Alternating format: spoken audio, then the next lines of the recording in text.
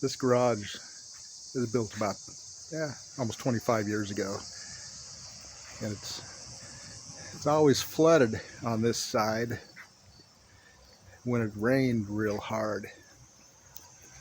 So what I think is because this gravel was pushed all the way up against the bottom,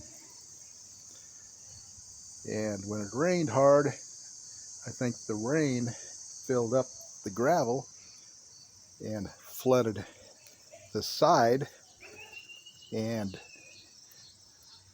went in underneath the siding. So I dug it out, and so far I think I've made some headway. You can imagine how much rainwater can accumulate in this gravel and just work its way all the way down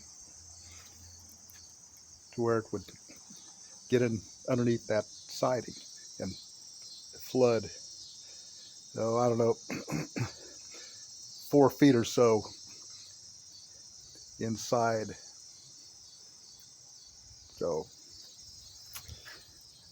I think I might have solved the problem.